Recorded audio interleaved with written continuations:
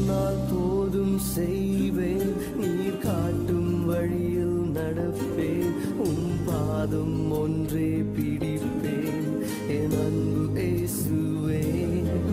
நீர் சொன்னால் போதும் செய்வேன், நீர் காட்டும் வழியில் நடப்பேன், பாதம் ஒன்றே பிடிப்பேன் என் அன்பு இயேசுவே. ஹல்லேலூயா, ஹல்லேலூயா, ஹல்லேலூயா. ஆண்டவராகிய இயேசு கிறிஸ்துவின் நாமத்தில் அன்போடு கூட இந்த நல்ல நாளில் உங்களை அன்பாய் வாழ்த்துகிறேன்.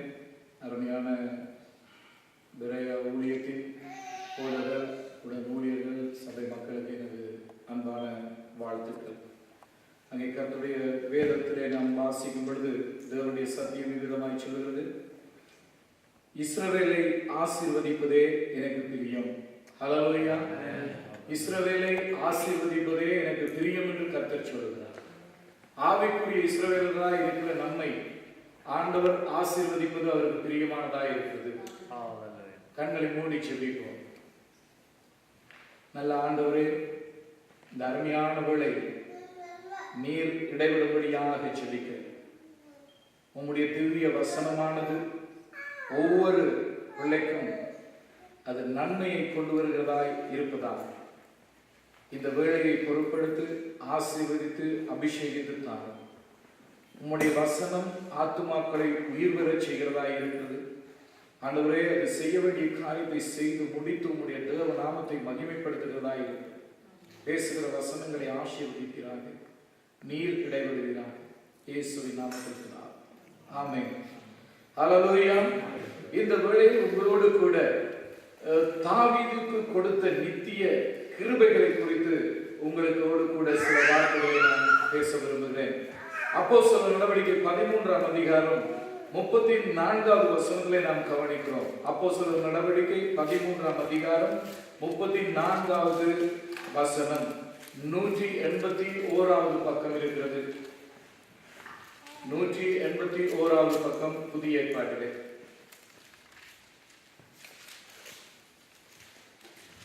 எடுத்து யாராவது ஒருவர் வாசிப்போமா? இனி அவர் அழிவும் உட்படாத படிக்கு அவரை மரித்தோரில் இருந்து எழுப்பினார் என்பதை குறித்து தாவீதுக்கு அருளின நிச்சயமான கிருபைகளை உங்களுக்கு கட்டளையிடுவேன் என்று திருவுளம் பற்றினார். தாவீதுக்கு அருளிய நிச்சயமான கிருபைகளை உங்களுக்கு கட்டளையிடுவேன் என்று திருவுளம் பற்றினார்.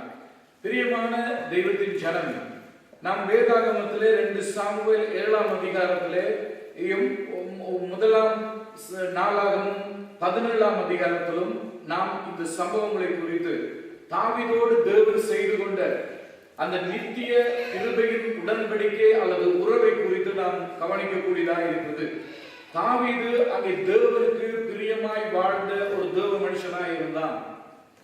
அந்த தாவீதுக்கு தேவன் அந்த பகுதியிலே நாம் வாசிக்கும் பொழுது தெளிவாக அறிந்து கொள்ளலாம். அங்கே பல நன்மைகளையும் பல ஆசீர்வாதங்களையும் தாவீதுக்கு தேவன் கொடுத்திருந்தார். அங்கே 2 நாளாகவும் 7ஆம் அதிகாரத்தை திருப்பிக் கொள்வோம். 8வது 9வது 10வது வசனங்களை வாசிப்போம். 1 நாளாகவும் 17ஆம் அதிகாரத்தை நீங்கள் திருப்பி வைத்துக் கொள்ளுங்கள். இந்த 2 பகுதியிலும் தாவீதை குறித்து தேவன் எவ்விதமாய் தாவீதோடு இடைப்பட்டார் என்பதை குறித்து நாம் காணக்கூடியதாக இருக்கிறது. அங்கே தாவீதுடைய வாழ்விலே அங்கே பலவிதமான நன்மைகளை கர்த்தர் அங்கே தாவீதுக்கு உண்டாக்கினார்.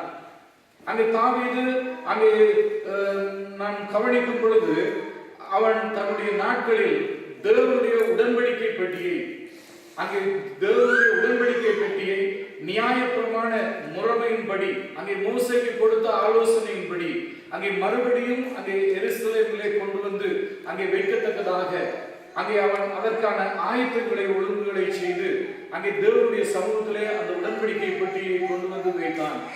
அங்கே தாவீது பலப்பட்டு அவன் ஆசீர்வாதம் நிறைந்தவனாய் மாறிய பொழுது அங்கே அவனுடைய சிம்மாசனத்திலே ஆட்சியிலே சந்தோஷமாய் வாழ்க்கை நடத்தும் பொழுது அங்கே அவனுடைய உள்ளத்திலே ஒரு எண்ணம் ஏற்பட்டது. நான் அரண்மனையிலே சந்தோஷமாய் கேதுரு மரங்களினாலே செய்யப்பட்ட அழகான அரண்மனை மெத்தையிலே நான் அமர்ந்திருக்கிறேன், நித்திரை செய்கிறேன். ஆனால் என் தேவனுக்கோ ஒரு ஆசரிக்கும்படியான ஒரு அழகான ஆலயம் இல்லை. இதை தன்னுடைய ஆவிக்குரிய ஆலோசகராய் இருந்த அங்கே தீர்க்கதரிசியினிடத்திலே அங்கே தாவீது அந்த காரியத்தை சொல்லுகிறான், கர்த்தருக்கு ஒரு ஆலயம் கட்ட வேண்டும். அப்பொழுது தீர்க்கதரிசியானவன் அங்கே தாவீதை பார்த்து சொல்லுகிறான், தாவீதே உன்னுடைய இதய விருப்பத்தின்படியெல்லாம் நீ செய்யலாம் என்று சொல்லி அவன் கடந்து போகிறான். அந்த இரவில் தானே தீர்க்கதரிசியோடு கூட கர்த்தர் இடைப்பட்டு சொல்லுகிறார், தாவீதுக்கு போய் நீ சில காரியங்களை சொல்ல வேண்டும் என்று சொல்லி. இப்பொழுது நாங்கள் திருப்பி அந்த பகுதியை கவனம் செலுத்திக் கொள்வோம். 2 நாளாகமும் 7:17 உன் தகப்பனாகிய தாவீது நடந்தது போல நீ எனக்கு முன்பாக நடந்து நான் உனக்கு கற்பித்தபடியெல்லாம் செய்து என் கட்டளைகளையும் என் நியாயங்களையும் கைக்கொள்ளுவாயானால் அப்பொழுது இஸ்ரவேலை அரசாளும் புருஷன் உனக்கு இல்லாமல் போவதில்லை என்று நான் உன் தகப்பனாகிய தாவீதோடு உடன்படிக்கை பண்ணினபடியே உன் ராஜ்யபாரத்தின் சிங்காசனத்தை நிலைக்க பண்ணுவேன். ஆம், அருமையானவர்களே, இந்த 7ஆம் அதிகாரம் 2 சாமுவேலில் நாம் கவனிக்கும் பொழுது தேவன் அங்கே தாவீதோடு செய்து கொள்கிற உடன்படிக்கையை காண்கிறோம். அங்கே தாவீதை குறித்து அவர் விதமாக 8வது வசனத்தில் சொல்கிறார், இப்பொழுதும் நீ என் தாசனாகிய தாவீதை நோக்கி சேனைகளின் கர்த்தர் சொல்கிறது என்னவென்றால், நீ இஸ்ரவேல் என்கிற என் ஜனத்துக்கு அதிபதியாகும்படி ஆடுகளின் பின்னே நடந்த உன்னை நான் ஆட்டு மந்தையை விட்டு எடுத்தேன். அங்கே தாவீதுடைய இளமை காலத்தை குறித்து அங்கே தாவீதுக்கு தேவன் மீள உணர்த்துகிறார். அங்கே முதலாவது பகுதியாய் கவனிப்போம் என்று சொன்னால், சங்கீதம் 78வது சங்கீதத்திலே 70வது வசனத்திலிருந்து 72வது வார்த்தைகளிலே நாம் காணும் பொழுது அங்கே கரவல் ஆடுகளின் பின்னே திரிந்த தாவீதை தேவன் அங்கே வேறு விரித்து தன்னுடைய ஜனமாகிய இஸ்ரவேல் ஜனங்களை வழிநடத்தும்படியாக அங்கே ராஜாவாக தெரிந்து கொண்டதை குறித்து அங்கே சொல்லப்படுவதை நாம் கவனம் செலுத்தக்கூடியதாக இருக்கிறது. அங்கே ஆண்டவர் அங்கே தாவீதுக்கு அங்கே வாக்குத்தத்தங்களை கொடுக்க இந்த இடத்திலே உடன்படிக்கையை செய்வதை நாம் காண்கிறோம். நீ போன எவ்விடத்திலும் உன்னோடு கூட இருந்து உன் சத்துருக்களை எல்லாம் உனக்கு முன்பாக நிர்மூலமாக்கி பூமியில் இருக்கிற பெரியவர்களின் நாமத்துக்கொத்த பெரிய நாமத்தை உனக்கு உண்டாக்குவேன் என்று சொன்னார். அருமையான தெய்வத்தின் ஜனமே, இந்த தாவீது அங்கே சிறுவனாயிருந்த நாட்களில் ஆடுகளின் பின்னே அவன் வேலை செய்து கொண்டிருந்தவன், தன்னுடைய தகப்பனுடைய ஆடுகளை மேய்த்தவனாயிருந்தான். ஆனால் தேவன் அவனை தெரிவு செய்த வழிகளை அவனுக்கு மீள தேவன் சொல்லி அவனோடு சம்பாசிக்கும்படியாய் தீர்க்கதரிசி மூலமாய் சொல்லுகிறார். என்னென்று சொன்னால், நான் ஒரு கோத்திரத்தையாவது நான் தெரிந்து கொண்ட மக்களையாவது யாரிடத்திலாவது எனக்கு ஆலயம் கட்டி என்னை ஆராதீங்கள் என்று சொல்லி நான் கூறவில்லை. அதை அந்த தாவீதுக்கு அங்கே சொல்லும்படியாக தேவன் சொல்லி, நீ இந்த ஆலயத்தை கட்ட முடியாது, உன்னுடைய கற்பப்பிறப்பாய் இருக்கிற உன்னுடைய சந்ததியில உன்னுடைய மகன் இந்த ஆலயத்தை கட்டுவான் என்று. அது மட்டுமல்ல, தாவீது கர்த்தருக்கு பிரியமாய் வாழ்ந்ததனாலே அவனோடு உடன்படிக்கை செய்து கொண்ட தேவன் அங்கே தாவீதுக்கு ஒரு உயர்ந்த அதிகாரத்தை கொடுத்தார். பாருங்கள், அங்கே ஆடுகளின் பின்னாக வாழ்ந்து கொண்டிருந்த அந்த மனிதனை தேவன் அழைத்து அபிஷேகம் பண்ணி அவனை தேவ ஜனமாகிய இஸ்ரவேலர்களை ஆளும்படியான சகல அதிகாரத்தையும் தாவீதுக்கு தேவன் கொடுத்திருந்தார். அங்கே எங்களுடைய வாழ்க்கையிலும் நாம் கர்த்தருக்கு பயந்து கர்த்தரை பின்பற்றி வாழும் பொழுது நாம் இருக்கிற நிலையிலிருந்து கர்த்தர் நம்மை வேறு விரித்து கர்த்தருடைய ராஜ்யத்திற்கென்று நம்மை உயர்த்துகிற தேவனாய் இருக்கிறார். ஹல்லேலூயா. இன்று தேவனுடைய செய்தியை கேட்டுக் கொண்டிருக்கிற அருமையான சகோதரியே, தாவீதுக்கு உயர்வு அங்கே அதிகாரத்திலே அங்கே ஆட்சியாளனாய் தேவன் மாற்றினார். இன்று நானும் நீங்களும் ஏதோ தான் என்று சொல்லி எங்களை குறித்து மிக அங்கே குறைவாக மதிப்பிட்டுக் கொண்டிருக்கிறார். ஆனால் ஆண்டவர் கரவல் ஆடுகளின் பின்னே தெரிந்த மனிதனை தேவன் அங்கிருந்து பிரித்து இஸ்ரவேலை மேய்க்கும்படியான ஒரு நல்ல மேய்ப்பனாக ராஜாவாக ஏற்படுத்தினார். அங்கே அதிகாரத்திலே அங்கே உயர்வை கொடுக்கும்படியாக அங்கே ராஜாவாக ஆண்டவர் கிருபை பாராட்டினார். கர்த்தருடைய கிருபை பெரிதாய் இருக்கிறது. முதலாவது அங்கே தாவீதுக்கு அங்கே ஒரு உயர்வை மேன்மையை தேவன் கொடுத்தான். அதை பெற்றுக்கொள்வதற்கு முன்புதாய் இந்த தாவீது பலவிதமான பாடுகளின் வழியாய் கடந்து செல்ல வேண்டியதாய் இருந்தது. இன்றைக்கு தேவனை அறிந்து தேவனுடைய பிள்ளைகளாய் நாம் அழைக்கப்பட்டு தேவ ஜனமாய் வாழ்கிற நம்முடைய வாழ்க்கையிலும் பலவிதமான போராட்டங்கள், நெருக்கங்கள், உபத்திரவங்களின் வழியாய் கடந்து செல்லலாம். ஆனால் தேவன் கொடுத்த வாக்குத்தத்தத்தின்படி நம்முடைய வாழ்க்கையை அவர் ஆசீர்வதிக்கிற தெய்வமாய் இருக்கிறார். இந்த தாவீது கரவல் ஆடுகளின் பின்னே இருக்கும் பொழுது, ஆடுகளை மீட்டுக் கொண்டிருக்கும் பொழுது அவனை அழைத்து அபிஷேகம் பண்ணினார். அவன் மறுபடியும் சென்று அந்த ஆடுகளை அவன் கவனித்துக் கொண்டிருந்தான். ஆண்டவருடைய பலத்த கரத்துக்குள் அடங்கி இருக்கும் பொழுது ஏற்ற காலத்தில் கர்த்தர் நம்மை உயர்த்துகிற தெய்வமாய் இருக்கிறார். ஹல்லேலூயா, ஹல்லேலூயா. அருமையானவர்களே, அங்கே முதலாவது நாம் கவனிக்கும் பொழுது தாவீதுக்கு ஆண்டவர் உயர்ந்த ஒரு ஸ்தானத்தை கொண்டு வந்தார். அவன் பலவிதமான பாடுகளின் வழியாய் சென்றான். அவனுக்கு ஏற்பட்ட சம்பவங்களை கவனித்தோம் என்றால் அவன் அநேக நன்மைகளை செய்த பொழுதும் அந்த நன்மைகளை பெற்றுக்கொண்டவர்களால் அவன் ஓட ஓட துரத்தப்பட்டான். சவுல் ராஜா அவனை துரத்தி அவனுடைய வாழ்க்கையில அவன் பயந்து ஓடி ஒழிக்க வேண்டிய ஒரு சூழ்நிலைகளுக்குள்ளாக கடந்து கொண்டான். அவன் எந்த விதமான குற்றங்களும் தவறுகளும் செய்யாதிருந்த ஒரு தேவனுடைய மனிதனாய் காணப்பட்டான். சவுலுக்கு நன்மைதான் செய்தான். ஆனால் தாவீதையோ அவன் காயமகமாய் பார்த்து ஈட்டியினால் எரிந்து கொலை செய்ய முற்பட்டான். ஆனால் அந்த சூழலிலும் அந்த தாவீது அங்கே சவுலுக்கு விலத்தி அங்கே தப்பி பிழைத்து ஓடுகிறான். சந்தர்ப்பம் கிடைத்தது. தாவீதுக்கு சந்தர்ப்பம் அநேக சந்தர்ப்பங்கள் கிடைத்தது. அந்த சந்தர்ப்பத்தில் அவன் சொல்கிறான், சவுலை கொலை செய்யறது. அவனுடைய பாதுகாவலர் கேட்கிறார், மெய்பாதுகாவலர், ஒரே குத்தாக ஈட்டினால குத்தி விடுவோமா? இல்லை, கர்த்தர் அபிஷேகம் பண்ணினவனுக்கு விரோதமாக நாங்கள் கை நீட்டக்கூடாது. ஹல்லேலூயா. பிரியமானவர்களே, இந்த செய்தியை கேட்கிற நீங்கள் தேவனால் அழைக்கப்பட்டிருக்கலாம். தேவ மனிதர்கள் உங்களை வழிநடத்தி இருக்கக்கூடும். கர்த்தர் அபிஷேகம் பண்ணின மனிதர்களுக்கு விரோதமாய் நாம் கை நீட்டக்கூடாது, அவர்களுக்கு விரோதமாக நாங்கள் செயல்படக்கூடாது என்பதை வேதத்தின் சத்தியத்தில் இருந்து நாம் கற்றுக்கொள்ளக்கூடியதாக இருக்கிறது. தாவீதுடைய பெரிதான உயர்வுக்கு அவனை அங்கே ஒரு மேய்ப்பனாய் இருந்தவனை அங்கே இஸ்ரவேலை ஆளும் அதிகாரத்தின் ஆட்சியாளனாய் தேவன் உயர்த்தியதற்கு ஒரு காரணம் அங்கே அவனுக்குள் இருந்த அபிஷேகம் பண்ணினவனுக்கு விரோதமாய் நான் கை உயர்த்தக்கூடாது என்றிருந்த நல்ல தீர்மானங்கள்.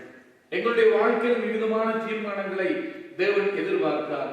அங்கே இரண்டாவது காரியமாய் பார்ப்போம் என்று சொன்னால், தாவீதுக்கு நித்திய கிருபைகளை தேவன் கொடுத்தார் என்று சொல்லி காண்கிறோம். பூமியிலே அங்கே தாவீதுடைய பேரை மேன்மைப்படுத்தினார். நீங்கள் கேட்கலாம், எப்படி அங்கே தாவீதுடைய பேரை மேன்மைப்படுத்தினார்? அந்த தாவீதுடைய வாழ்க்கையில நாம் கவனிக்கும் பொழுது புதிய ஏற்பாட்டிலே இயேசு கிறிஸ்துவுடைய வம்ச வரலாறு ஆரம்பிக்கும் பொழுது ஆபிரகாமின் குமாரன் தாவீதின் குமாரனாகிய இயேசு கிறிஸ்து, ஹல்லேலூயா, அங்கே அவருடைய வாழ்க்கையில் பலவிதமான நெருக்கங்களை அனுபவித்த பொழுதும் கர்த்தருக்குள் தன்னுடைய வாழ்க்கையை அர்ப்பணித்து வாழ்ந்ததுனாலே தாவீதுடைய பேர் அங்கே பெரிய உயர்ந்த நாமமாக இந்த உலகத்திலே மகிமைப்படுத்தினார் கர்த்தர். ஹல்லேலூயா. இன்றைக்கு நீங்களும் கர்த்தருக்கென்று அழைக்கப்பட்டு வேறுவிரிக்கப்பட்டு தேவனுக்காக பணி செய்கிறீர்கள் என்று சொன்னார், தேவன் உங்களுடைய பெயர்களையும் உயர்த்துகிறவராய் இருக்கிறார். ஹல்லேலூயா. அருமையானவர்களே, பெரிய நாமம் தாவீதின் குமாரன் என்று சொல்லி அழைக்கிறார். அங்கே கண்கள் தெரியாத மனிதன் அந்த வழியா இயேசு கிறிஸ்து செல்கிறார் என்று கேள்விப்பட்ட பொழுது தாவீதின் குமாரனே என்று சொல்லி அழைப்பு கொடுத்து, நான் என்ன செய்ய வேண்டும் என்று இயேசு என்று திரும்பி பார்த்து கேட்ட பொழுது, நான் பார்வை அடைய வேண்டும் என்று சொன்னார். அங்கே பார்வை அடைவாயாக என்று சொன்னார். அங்கே அந்த பத்லமேயு அந்த குருடன் அங்கே கண்கள் திறக்கப்பட்டவனாய் அங்கே ஆண்டவருடைய அற்புதத்தை பெற்றுக் கொண்டார். தேவனை துதித்து அவருக்கு பின்னாக மகிமைப்படுத்தி சென்றார் என்று சொல்லி காண்கிறோம். இன்று எங்களுடைய வாழ்க்கையில் கர்த்தருக்கு நம்முடைய வாழ்க்கையை அர்ப்பணித்து வாழும் பொழுது அவர் நம்முடைய வாழ்க்கையிலும் எங்களுடைய வாழ்க்கையிலே அவருடைய நாமத்தினாலே ஒரு மேன்மையை கட்டளையிடுகிற தெய்வமாய் இருக்கிறார். அந்த நாமத்தை பாருங்கள், இயேசு கிறிஸ்துவினுடைய நாமம். அவருக்குள்ளாக மனம் திரும்பி ரட்சிக்கப்பட்டிருக்கிற நமக்கு அவர் பெரிதான ஒரு ஸ்லாக்கியத்தை கொடுத்திருக்கிறார். அந்த தாவீதுடைய வாழ்க்கையில இரண்டாவது காரியமாய் அதே பகுதியிலே 10வது வசனத்தை வாசிப்போம். என் ஜனமாகிய இஸ்ரவேலுக்கு ஒரு இடத்தை ஏற்படுத்தி அவர்கள் தங்கள் ஸ்தானத்திலே குடியிருக்கவும் இனி அவர்கள் அலையாமலும் முன்போல நான் என் ஜனமாகிய இஸ்ரவேல் மேல் நியாயாதிபதிகளை கட்டளையிட்டு நாள் வரையிலும் நடந்தது போல நியாயக்கேட்டின் மக்கள் இனி சிறுமைப்படாமலும் இருக்கும்படி அவர்களை நாட்டினேன். அங்கே பலவிதமாய் தேவனுடைய ஜனங்கள் இஸ்ரவேல் மக்கள் அங்கே துன்புறுத்தப்பட்டார்கள், சிறுமைப்பட்டார்கள். அங்கே தாவீதோடு ஆண்டவர் உடன்படிக்கை பண்ணும் பொழுது சொல்கிறார், ஒரு பாதுகாப்பை தாவீதுக்கு கொடுப்பதையும் அவன் சந்ததிக்கு கொடுப்பதையும் நாம் காணக்கூடியதாக இருக்கிறது. இன்றைக்கு கர்த்தரை நாம் ஏற்றுக்கொண்டு நாம் வாழும் பொழுது அங்கே தேவனுடைய பாதுகாப்பை தேவன் கொடுக்கிறவராக இருக்கிறார். சத்துருக்கள் உனக்கு விலகி போவார்கள். அருமையான தேவனுடைய பிள்ளைகளே, தேவனுடைய ஊழியர்களே, இன்றைக்கு தேவனுடைய காரியங்களை செய்து கொண்டிருக்கும் பொழுது பலவிதமான சத்துருக்கள் இருந்து எங்களுக்கு விரோதமாய் போர்க்கொடி வைக்கலாம். கர்த்தருடைய வசனம் சொல்கிறது, உனக்கு விரோதமாய் உருவாக்கப்படுகிற ஆயுதம் எதுவுமே வாய்க்காது போகும். ஏனென்றால் கர்த்தருடைய ஊழியக்காரனாய் இருப்பதனால் அது கர்த்தரால் உண்டான உனக்குரிய சுதந்திரமாய் இருக்கிறது என்று சொல். ஹல்லேலூயா. ஒரு வழியாய் வருவார்கள், 7 வழியாய் புறப்பட்டு விட்டு ஓடுவார்கள். தேவ சமூகத்தில் இருக்கும் பொழுது தேவன் சொன்னார், யார் யாரெல்லாம் உன்னை விட்டு ஓடினார்களோ ஒரு நாள் வரும், மறுபடியும் அவர்களை கூட்டிணைப்பேன். தாவீதுடைய வாழ்க்கையில மன்னிச்சு மறந்து அநேக நன்மைகளை செய்தோம். அவனுடைய வாழ்க்கையில இன்னும் நிறைய விடயங்களை நாங்கள் தியானம் செய்யக்கூடியதாய். அவனுடைய நெருக்கமான நண்பன் யோனத்தான், அவனுடைய குடும்பம் எல்லாம் அழிந்தது. அவன் அரியணை ஏறி அமர்ந்த பொழுது தாவீது அன்போடு விசாரிக்கிறான், எங்காவது இந்த யோனத்தானுடைய குடும்பத்தை சேர்ந்த யாராவது இருக்கிறார்களா? ஒரு வேலைக்காரன் வந்து சொன்னான், 2 காலம் உண்டமான மோகிசேபேத் என்று அழைக்கப்படுகிற ஒரு பிள்ளையாண்டான் மட்டும் மிச்சமாய் இருக்கிறான். இந்த தாவீது தன் நண்பனுக்கு செய்ய வேண்டிய உபகாரமாய் எண்ணி அந்த மோகிசேபேத்தை அழைப்பித்து தன்னுடைய சாணத்தில் வைத்து எப்பொழுதும் நித்தம் பந்தி அமரும்படியான சலாக்கியத்தை கொடுத்தான்.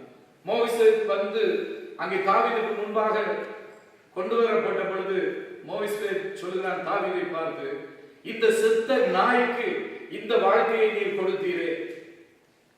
ஹல்லேலூயா. பிரியமான தெய்வத்தின் ஜனமே, இந்த உலகத்தால் நாங்கள் கைவிடப்பட்டிருக்கலாம், புறக்கணிக்கப்பட்டிருக்கலாம். ஆனால் தேவனுடைய ஜனமாயிருந்து நமக்கு நன்மை செய்தவர்களை நினைத்து நாம் செய்கிற நன்மைக்குரிய பலனை கர்த்தர் தன்னுடைய காலத்தில் ஏற்ற வழியில நமக்கு கொடுக்கிறவராக இருக்கிறார். ஹல்லேலூயா. இந்த தாவீதுடைய நல்ல பண்புகளை பாருங்கள். தன்னுடைய மிக இதயத்துக்கு இதயமாக நேசித்த யோனத்தான் அவருடைய மகன், அவனுடைய மகள் மட்டும் மிச்சமா இருக்கிறாங்க. எல்லாரும் அழைத்து போனார்கள். அந்த யுத்தம் அங்கே சண்டை நடக்கும் பொழுது அவனுடைய வீட்டு வேலைக்காரி அந்த பிள்ளையை தூக்கி கொண்டு ஓடும் பொழுது அப்படியே கை நழுவி விழுந்ததுனால அந்த பிள்ளை 2 காலம் முடமானான்னு இருக்காங்க. அந்த மோகிசேபேத்துக்கு ஒரு நல்ல வாழ்க்கையை ஏற்படுத்தி கொடுத்தவன் தாவீது.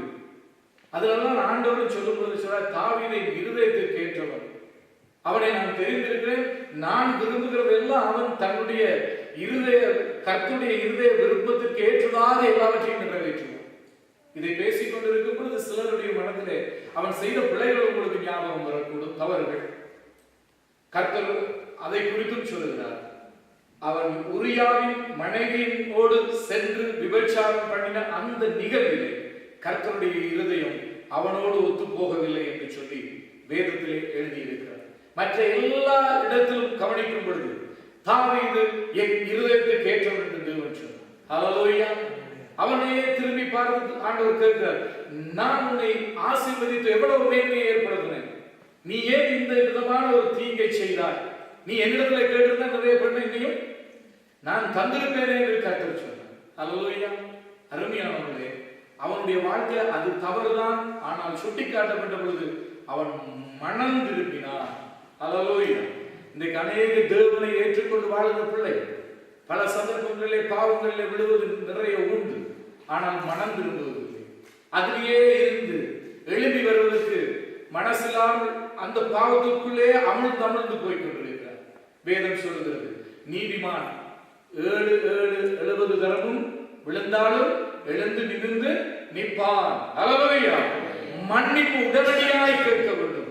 தேவ சமூகத்தில் உணர்த்து வைக்கப்படும் பொழுது உடனடியாக எங்கள் பாவங்களை அறிக்கை செய்து மன்னிப்பை நாம் பெற்றுக்கொள்ள வேண்டும். அடிக்கடியும் கடிந்து கொள்ளப்பட்டு பாவங்கள், குற்ற உணர்வுகள், பிரசங்கங்கள் மூலம், தேவனுடைய செய்திகள் மூலம் பாவம் உணர்த்தப்பட்டும் மனம் திரும்பாமல் இருந்தால், அடிக்கடி கடிந்து கொள்ளப்பட்டும் தன் பிடரியை கடினப்படுத்திக் கொள்கிறான், சடுதியிலே சகாயமின்றி நாசமாவான் என்று கர்த்தருடைய வேதம் தெளிவாய் சொல்கிறது. பிரியமானவர்களே, தேவனுடைய கிருபை பெரிதாய் இருக்கிறது, அவருடைய இரக்கம் பெரிதாய் இருக்கிறது. அங்கே மன்னிக்க அவர் தயவு விரும்பியவராய் இருக்கிறார். இங்கே தாவீதுடைய வாழ்க்கையில நாம் கவனிக்கும் பொழுது சத்துருக்கள் உன்னை நீங்களாக்குவார். பல நாள் இந்த தாவீது ஒளித்து ஓடினான். பெலிஸ்தியருக்கு ஒளித்து ஓடினான். கோகிலா தேசத்தாரிடத்தில் போகும்போது அவர்களால் வந்த துன்பம், அவருடைய பிள்ளைகளால் வந்த துன்பங்கள், சவுல் மூலமாய் வந்த துன்பங்கள் எல்லாம் சூழ்ந்தது. ஆனால் எப்பேற்பட்ட துன்பங்கள், துயரங்களின் மத்தியிலும் கர்த்தரையே அவன் நாடி தேடினான், கர்த்தரை பிடித்துக் கொண்டான். இன்றைக்கு எமக்கும் பலவிதமான துன்ப துயரங்கள், வேதனைகள், பாடுகள், நஷ்டங்கள், போராட்டங்கள் சூழ்ந்து நிற்கும். அருமையானவர்களே, நாங்கள் கர்த்தரை சரியாக கட்டி பிடித்துக் கொள்வோமா என்றால் தாவீது கருதிய நித்திய கிருபைகள் படி நம்முடைய வாழ்க்கையில் தேவன் கிருபைகளை கொடுத்து ஆசீர்வதித்து நம்மை உயர்த்துகிறவராய் இருக்கிறார். அடுத்து கவனிக்கும் பொழுது அதே அதிகாரத்திலே சொல்கிறார், தாவீதுக்கு உன்னுடைய சந்ததியை நிலைப்படுத்துவேன். அல்லேலூயா. அங்கே ஆண்டவர் சொல்கிறார், நீ அல்ல, உன்னுடைய மகன், அவருடைய சந்ததியை நான் நிலைப்படுத்துவேன். சவுல்கிட்ட இருந்து நான் எடுத்துக்கொண்ட கிருபை போல் அல்ல, உன்னுடைய மகனோடு நான் நித்தியமாய் என் உடன்படிக்கையை பண்ணி உன்னுடைய சந்ததியை நிலைவரச் செய்வேன். அவன் ஏதாவது பாவம் ஏதாவது செய்தால், குற்றங்கள், தவறுகள் செய்தால், அதே வசனத்துல நீங்கள் கவனிக்கலாம், நான் அவனை மட்டாய் தண்டிப்பேன். ஒரு தகப்பன் தன் பிள்ளையை அடித்து திருத்துவது போல இந்த தேசங்கள்ல பிள்ளைகளை அடிக்கலாது. இலங்கையில இருந்தால் நல்லா அடிச்சு திருத்தலாம். வேதம் தெளிவா சொல்லுது, தன் பிள்ளையை பிறம்பினால குற்றங்கள் செய்யும் பொழுது திருத்த வேண்டும், கண்டிக்க வேண்டும். அப்படி கண்டித்து வளர்த்தாலும் பிற்காலத்துல எதிர்கால பக்தியுள்ள ஒரு சந்ததியை தேவனுக்கென்று இந்த பூமியில நாங்கள் வைத்து போக முடியும். கண்டிக்க வேண்டும். அங்கே தேவனை சொல்றார், ஒரு மகன் பாவம் செய்து என்னை விட்டு தூரமாய் போனார், அவனை மட்டும்தான் கண்டிப்பார். ஆனா சவுல்கிட்ட இருந்து எடுத்த மாதிரி கிருபையை உன்னுடைய சந்ததியிலே நான் எடுக்க மாட்டேன். அடுத்து நாம் கவனிக்கும் பொழுது பொருளாதார நன்மை, வீடு வாசலே இல்லை, தாவீது ஒரே ஓட்டமா ஓடிக்கொண்டிருக்கிறான். அந்த தாவீதுக்கு சொல்ற பொருளாதார நன்மை, வீடு வாசலை நான் உனக்கு ஏற்படுத்தி உன்னை அமரச் செய்யும். அல்லேலூயா. அங்கு கவனிக்கும் பொழுது 16வது வசனத்தை நாங்கள் வாசி.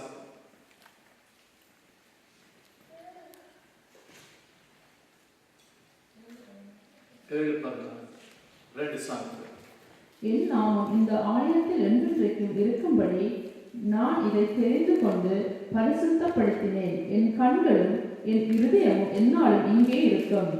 இல்ல 2 சாமுவேல் 7:14.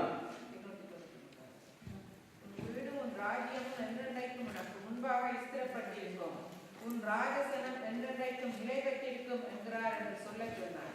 ஆம், பாருங்கள், என்றென்றைக்கும் தாவீதுக்கு கிடைத்த ஆசீர்வாதத்தில் ஒன்று, உன்னுடைய வீடும் ஆசியும் என்றென்றைக்கும் நன்மைகள் உண்டாயிருக்கு. கர்த்தரை தேடுகிறதுக்கு ஒரு நன்மையும் குறைவிடாது என்று வேதம் சொல்லுது. சிங்கக்குட்டிகள் பட்டினி கிடந்து தாழ்ச்சி அடையும், ஆனால் கர்த்தரை தேடுகிறதுக்கு ஒரு நன்மையும் குறைவிடாது. அல்லேலூயா. தாவீதுடைய நாட்களிலே தாவீதுக்கு தேவன் கொடுத்த உன் வீடு, உன் ராஜ்யம் என்றென்றைக்கும் உனக்கு ஸ்திரமாய் இருக்கும். அடுத்து நாம் கவனிக்கும் பொழுது சிறுமைப்படுத்தப்படுவதில்லை. அங்கே ஒரு காலத்திலே தாவீது சிறுமைப்படுத்தப்படும். அவன் தான் செய்த தவறுகளினாலே அங்கே தேவனிடத்திலிருந்து அங்கே தாக்கங்கள் ஏற்பட்டது, மனிதர்கள் மூலமாய் அவனுக்கு தாக்கங்கள் வந்தது. அவன் சிறுமைப்படுத்தப்பட்டு அங்கே அடக்கி ஒடுக்கப்பட்டதை நாம் காண்கிறோம். ஆனால் தேவன் தன்னுடைய நித்திய உடன்படிக்கையை செய்த பொழுது அங்கே அவருடைய கிருபையினாலே நீ முன்பு இருந்தது போல் அல்லாமல் நீ இனிமேல் ஒடுக்கப்படுவதில்லை, நீ விசாலத்திலே வாழும்படியான நன்மையை கட்டளையிடுவேன் என்று சொன்னார். அருமையானவர்களே, அங்கே அப்போஸ்தலர் நடவடிக்கையிலே நாம் கவனிப்பது போல அங்கே தேவன் தாவீதுக்கு அநேக நன்மைகளை செய்தார். அங்கே கர்த்தருக்கு பயந்து ஓடிய தாவீதை தேவன் 1 நாளாகமும் 14ஆம் அதிகாரம் 17வது வசனங்களை கவனிக்கும் பொழுது அங்கே தாவீதை கண்டு நடுங்கி திகைக்கும் அளவுக்கு தேவனுடைய கிருபை தாவீதோடு இருந்தது. ஹல்லேலூயா. வாசியுங்கள் 1 நாளாகமும் 14:17. அப்படியே தாவீதின் கீர்த்தி சகல தேசங்களிலும் பிரசித்தமாகி அவனுக்கு பயப்படுகிற பயத்தை கர்த்தர் சகல ஜாதிகளின் மேலும் வரப்பண்ணினார். கவனித்து பாருங்கள். தாவீது கர்த்தருக்குள் இருந்த வாழ்ந்த ஒரு மனிதன். கர்த்தரோடு நடந்ததுனாலே தேவன் வேறு விரித்து அழைத்து அவனுக்கு உயர்ந்த அதிகாரத்தை கொடுத்து அவனுக்கு மேன்மையான பெயரை வைத்து அவனுக்கு ஒரு பாதுகாப்பை கொடுத்து அவனுடைய சந்ததியை நிலைப்படுத்தி அங்கே பொருளாதார வளங்களையும் பெருக செய்து அங்கே சிறுமைப்படுத்துவதற்கு ஒருவரும் இல்லாதபடிக்கு அவனை நீங்களாக்கி அவருடைய நாட்களிலே கர்த்தர் அவனுக்கு துணையாய் இருந்ததினாலே அங்கே நாளுக்கு நாள் விருத்தி அடைந்தான் என்று வேதம் சொல்லுது. கர்த்தருடைய சமூகத்தை தாவீது தேடிய காலங்களெல்லாம் அவன் விருத்தி அடைகிறான். இன்றைக்கு நானும் நீங்களும் கர்த்தரை உண்மையான மனதோடு குடும்பமாய் தனிப்பட்டவர்களாய் அங்கே குழுவாக சபையாக கர்த்தரை தேடி நாடி அவரை தொழுது கொள்ளும் பொழுது அங்கே நாளுக்கு நாள் நாமும் விருத்தி அடைய கர்த்தர் செய்கிறவராய் இருக்கிறார். ஹல்லேலூயா. அன்றைக்கு தாவீதுக்கு மட்டுமல்ல, இன்றைக்கு எனக்கும் உங்களுக்கும் அதே நித்திய கிருபையை தேவன் நமக்கு கொடுக்கிறவராய் இருக்கிறார். அந்த தாவீதுடைய வாழ்க்கையில் இன்னும் சில காரியங்களை நாம் கவனிக்கும் பொழுது அவனுக்கு பூரண ஆயுளை தேவன் வாக்கு பண்ணினார். பூரணமான ஒரு வாழ்வை அவனுக்கு வாக்கு பண்ணி இருந்தார். அந்த பகுதியை நாங்கள் இதே அதிகாரத்திலே பார்க்கும் பொழுது 12வது வசனத்தில் உன் நாட்கள் நிறைவேறி நீ உன் பிதாக்களோடு நித்திரை பண்ணும்போது நான் உனக்கு பின்பு உன் கர்ப்ப பிறப்பாகிய உன் சந்ததியை எழும்ப பண்ணி அவன் ராஜ்யத்தை நிலைப்படுத்துவேன் என்று பூரணமான ஒரு ஆயுளின் நிலையை தேவன் கொடுப்பதை நாம் அங்கே கவனிக்கத்தக்கதாக இருக்கிறது. அங்கே இயேசு கிறிஸ்துவை குறித்து நாம் கவனிக்கும் பொழுது அங்கே தாவீதுடைய வாழ்க்கையிலே அங்கே தாவீது கருணிய நித்திய கிருபைகளை உங்களுக்கு நிச்சயமான உடன்படிக்கையாக ஏற்படுத்துவேன் என்று தேவன் சொல்லியிருந்தார். பழைய ஏற்பாட்டிலே நாங்கள் ஏசாயாவின் புத்தகம் 55ஆம் அதிகாரத்திலே 1 தொடக்கம் 11 வசனங்களை கவனிக்கும் பொழுது ஓ தாகமாய் இருப்பவர்களே நீங்கள் எல்லாம் என்னிடையிலே வாருங்கள் என்று ஒரு பெரிதான அழைப்பை கொடுக்கிறார். அங்கே அழைப்பை கொடுத்து அந்த பகுதியிலே தேவன் பேசும் பொழுது ஒரு தெளிவான செய்தியை அந்த மக்களிடத்திலே ஆண்டவர் கொடுப்பதை நாம் காண்கிறோம்.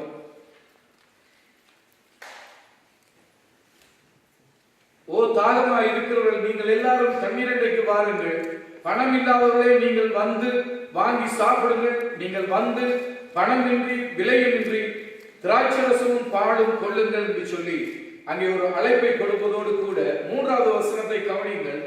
உங்கள் செவியை சாய்த்து என்னிடத்தில் வாருங்கள், கேளுங்கள், அப்பொழுது உங்கள் ஆத்துமா பிழைக்கும். தாவீது கருணிய நிச்சயமான கிருபைகளை உங்களுக்கு நித்திய உடன்படிக்கையாக ஏற்படுத்துவேன். ஹல்லேலூயா. இன்றைக்கும் தேவன் அந்த நித்திய உடன்படிக்கையை நம் மத்தியிலே அவர் வைத்திருக்கிறார்.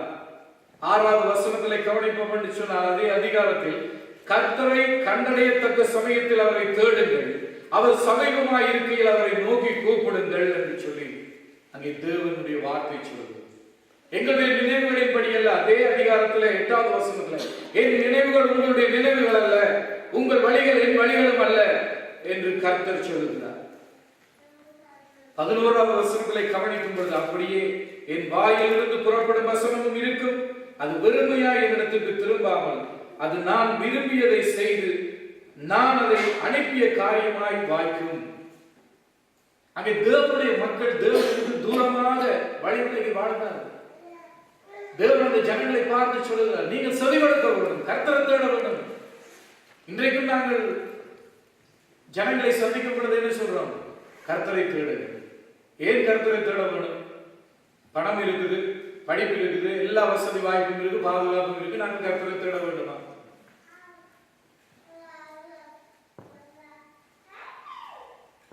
ஒரு நாள் இந்த பூமியை விட்டு போக வேண்டிய நாட்கள் நெருங்கிக் கொண்டு ஒவ்வொரு மனிதனும் மரணத்தை சந்திக்க வேண்டும். ஒவ்வொரு மனிதனும் அந்த மரணத்தை சந்திப்பதற்கு முன்பதாக தன்னை உண்டாக்கின மெய்யான தெய்வத்தை அறிகிற அறிவை மனிதன் கண்டுகொள்வது, தன்னுடைய பாவ வாழ்க்கையிலிருந்து மனம் திரும்பி அங்கே பாவ மன்னிப்பின் நிச்சயத்தை பெற்று பரிசுத்தமாய் வாழுகிறவனுக்கு தான் நித்திய வாழ்வு உண்டு என்று நாம் காண்கிறோம். அது சிறியவர்களா இருக்கலாம், பெரியவர்களா இருக்கலாம், எந்த தேசத்தை சேர்ந்தவர்களா இருக்கலாம். தாவீதுக்கு தேவன் நித்திய உடன்படிக்கையை செய்தார். உன்னுடைய பூர்ண ஆயுள் காலத்தில் நீ மரித்து போவார். தாவீதுடைய வாழ்க்கையை கவனித்து முடிச்சினால் அவன் மரித்து போனான். ஆனால் நாங்கள் புதிய ஏற்பாட்டிலே கவனிக்கும் பொழுது கர்த்தராகிய இயேசு கிறிஸ்து அங்கே நித்திய உடன்படிக்கையை எனக்கு உங்களுக்கு ஏற்படுத்தி இருக்கிறார். ஹல்லேலூயா. பாவி ஒருவன் மனம் திரும்பி இயேசு கிறிஸ்து தேவகுமாரனை விசுவாசித்து அவர் மூலமாய் பாவ மன்னிப்பின் நிச்சயத்தை பெறும் பொழுது அவருடைய பிள்ளையாக சிலாக்கியத்தை தேவன் கொடுத்திருக்கிறார். பிள்ளைகள் மட்டுமல்ல, நித்திய ஜீவனையும் தேவன் வாக்குத்தத்தம் பண்ணி நமக்கு ஆரம்பித்து வைத்திருக்கிறார். இந்த பூமியின் ஓட்டம் முடியும் பொழுது அங்கே நித்தியமாய் பரலோகத்திலே தேவனோடு வாழ்கிற சிலாக்கியத்தை கிறிஸ்தவர்கள் ஒவ்வொருவருக்கும் கிறிஸ்துவை ஏற்றுக்கொண்டு உண்மையாய் வாழ்கிறவர்களுக்கு தேவன் வாக்குத்தத்தமாய் கொடுத்திருக்கிறார். ஹல்லேலூயா, ஹல்லேலூயா.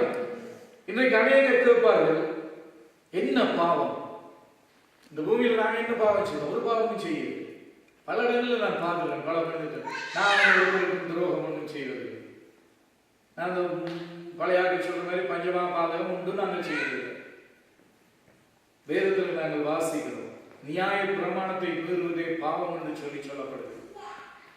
தேவனுடைய பிரமாணங்களை மீறி தேவன் மனிதனுக்கென்று நியமித்திருக்கிற எல்லைக்குறிகளை விட்டு மனிதன் விளக்கும் பொழுது அது பாவமாய் மனிதனுடைய வாழ்விலே இருக்கிறது.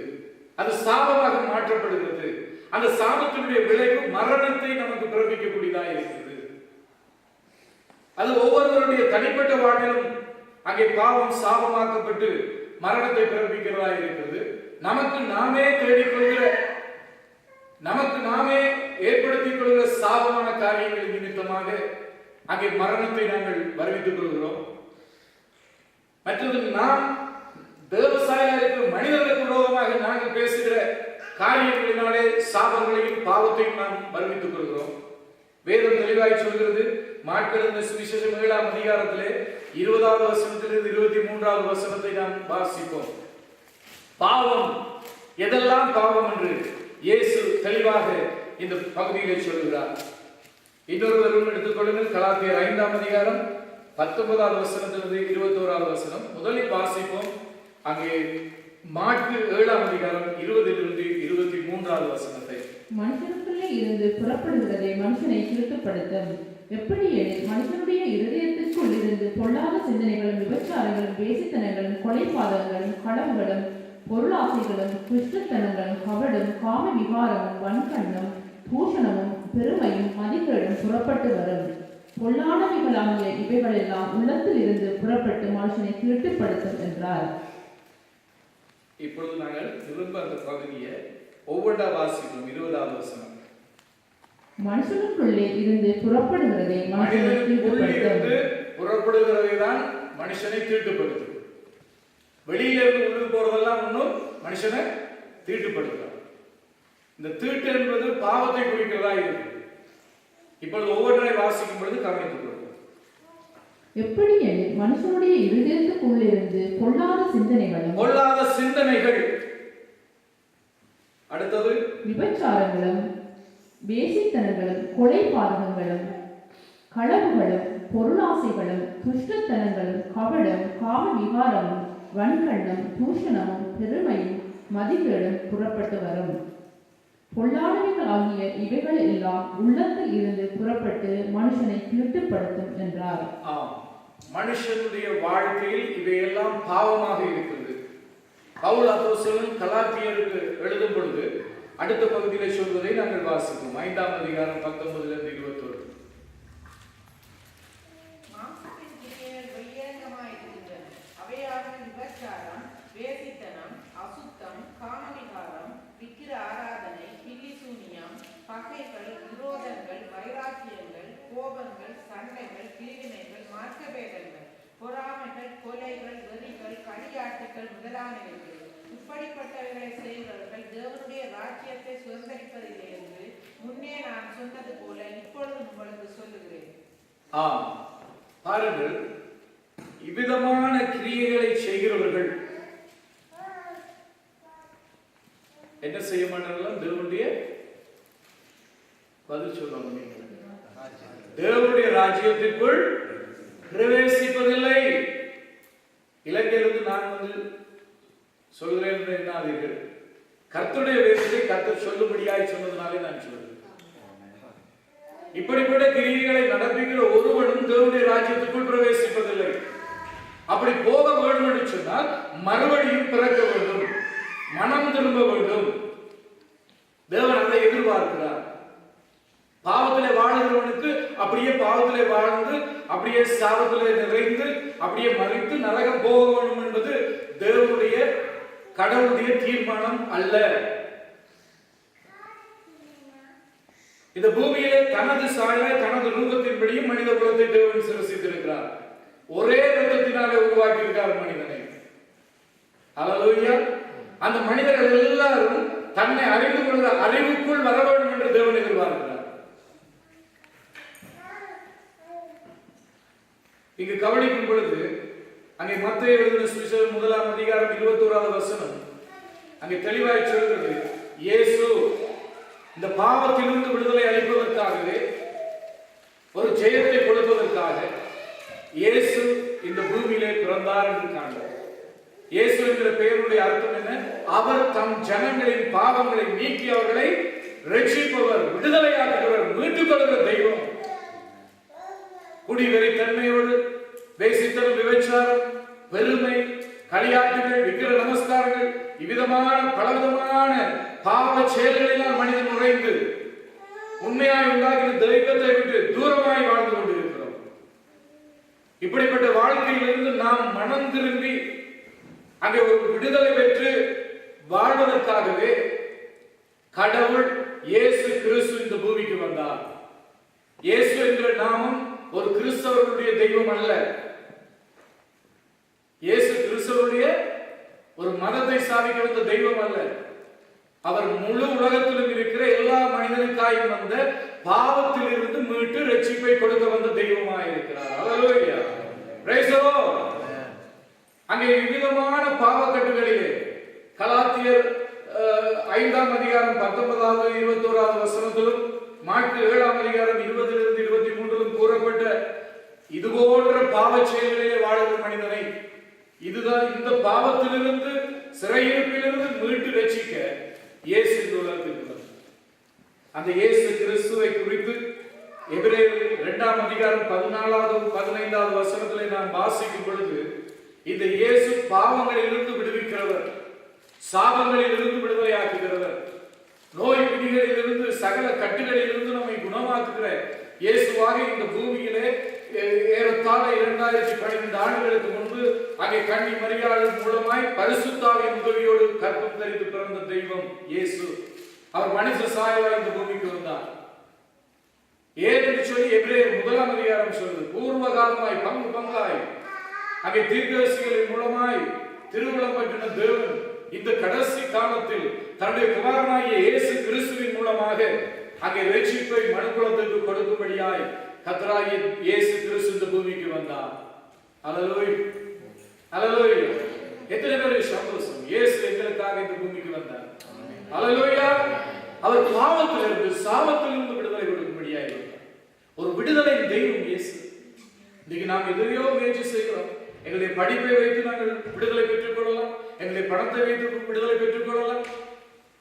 நானும் என்னுடைய இளமை காலத்தில் 15 வயசுக்கு பிறகு, என்னுடைய தகப்பனாருடைய பிரிவுக்கு பிறகு நான் பார்த்து இந்த உலகத்தில் வாழவே முடியாது, தற்கொலை பண்ணி சாவோம் என்று சொல்லி போட்டோட வாங்கி ஒரு இடத்துல ஒழித்து வைத்து விட்டு மாலை இரவு கூட குடிப்போம் என்று சொல்லிட்டு நான் ஒரு தெருவில் இருக்கும் பொழுது 3 பேர் அந்த ஊரின் வழியாய் வந்தார். என்னுடைய வீட்டுக்கு முன்னுக்கு அதுல ஒருவருக்கு இந்த பேர் தெரியும். அவர் வந்த 2 பேருக்கு சொன்னார், இவரோடு கதை பண்ணாங்க. அழைத்து கொண்டு போன வீட்டிற்கு வீட்டில் வைத்து முதலில் இயேசு கிறிஸ்துவை குறித்து எனக்கு அறிவித்தார். அன்றைக்கு அந்த இயேசுவை குறித்து நான் கேள்விப்படாவிட்டார். இன்றைக்கு நோர்வேல வந்து உங்கள் மத்தியிலே 48வது வயசுல நின்று அந்த இயேசுவை குறித்து சொல்ல முடியாத வாய்ப்பு. அல்லேலூயா. என்னுடைய வாழ்க்கையிலே அந்த நாளில் இயேசு கிறிஸ்து தேவகுமாரன் மனுஷ சாயலாய் வந்த தெய்வம், அவர் எல்லாருடைய பாவங்களுக்காய் சிலுவையில் மரித்து உயிர்த்தெழுந்து அவர் இன்றைக்கு ஜீவிக்கிறார் என்று சொல்லப்படுது. இந்த உயிர்த்தெழுந்த இயேசுவை நான் என்னுடைய வாழ்க்கையில எப்படி பெற்றுக்கொள்வது என்று கேட்டேன்.